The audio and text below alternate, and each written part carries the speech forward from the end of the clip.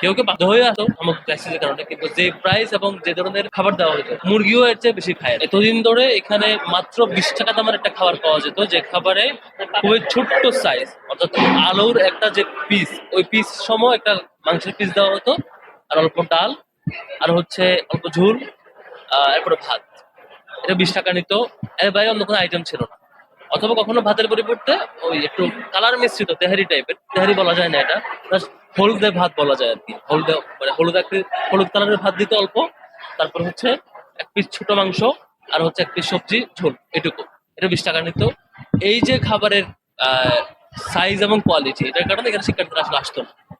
কেউ কেউ বাধ্য হয়ে আসতো আমার ক্রাইসিসের কারণে, কিন্তু যে প্রাইস এবং যে ধরনের খাবার দেওয়া হতো, এটা হচ্ছে একটা ধরেন মুরগিও এর চেয়ে বেশি খায়।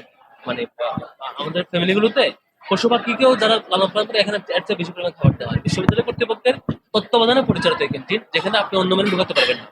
স্বাভাবিকভাবে এর বাইরে প্রাইভেট অনেক প্রতিষ্ঠান আছে। আমাদের এখানে যে ক্যান্টিন গুলো আছে, দোকানগুলো আছে ব্যক্তিগত উদ্যোগে অথবা হচ্ছে ব্যক্তিগত মালিকানায় টেন্ডার নিয়ে।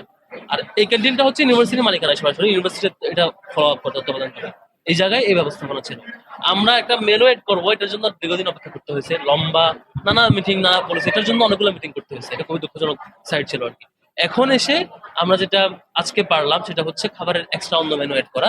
যে মেনুতে স্বাভাবিক ক্যান্টিনে যে খাবার পাওয়া যায়, ভাতের সাথে স্বাভাবিক সাইজের বড় সাইজের মুরগি বা অন্য পিস, সাথে অন্যান্য আইটেম, স্বাভাবিক মানে স্বাভাবিক যে খাবার পাওয়া যায় অন্যান্য ক্যান্টিনে সিমিলার মানের, এখানে খাবার নিশ্চিত করার জন্য এতদিন আমরা অপেক্ষা করতেছি। এতদিন প্রতীকী মানের একটা খাবার ছিল। আমরা চা সমোসা, একটা বিখ্যাত 20 টাকার একটা গল্প শুনছেন নিশ্চয়ই আপনারা, একজন সাবেক বিসির পক্ষ থেকে।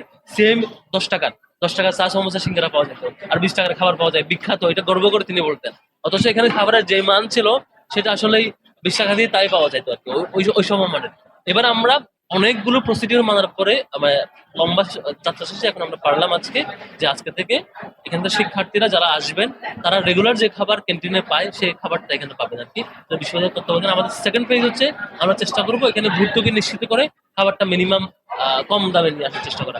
আরেকটা কাজ আমরা করেছি, সেটি হচ্ছে আমরা অনেকবার রিকোয়েস্ট করেছি যে এই এত বড় ক্যান্টিন, সবাই টিএসসি তে ঘুরতে আসে, বিভিন্ন প্রোগ্রাম উপলক্ষে আসে, শিক্ষার্থীরা এখানে চা খেতে আসলেও যেই নারী শিক্ষার্থী পর্দা করেন, তিনি আসলেই একা কোথাও বসে চা খাবেন, এই সুযোগটা থাকতো না। একটা ফিমেল জন্য আলাদা করার জন্য একটা শিক্ষার্থীদের দাবি ছিল একটা অংশে।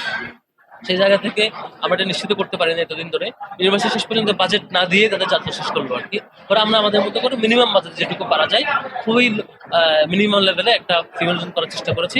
চেষ্টা থাকবে এটা পরবর্তীতে এটা আর একটু ভালো করা যায় কিনা। আপনারা অলরেডি অবগত হয়েছেন, আমরা খাবারের মান নিয়ে অনেক দফায় নিজেদের উদ্যোগে বিভিন্ন মনিটরিং করার পর আমাদের উদ্যোগ ছিল যে বাইরে থেকে এক্সপার্ট টিম নিয়ে আসে, যারা খাবারের মান বুঝেন, পুষ্টিবিদ নিয়ে এসে সারপ্রাইজ ভিজিট করা, এবং সেই অনুযায়ী সেই ভিজিট করে সেই টেস্টের যে আউটপুট পাবো সেটা প্রশাসনকে জানাবো, এবং খাবারের একটা রেগুলার পর্যবেক্ষণ থাকবে। ইউনিভার্সিটি বলে যেটা করা যাবে না। নিউজ টেক্স অন্য ধারা।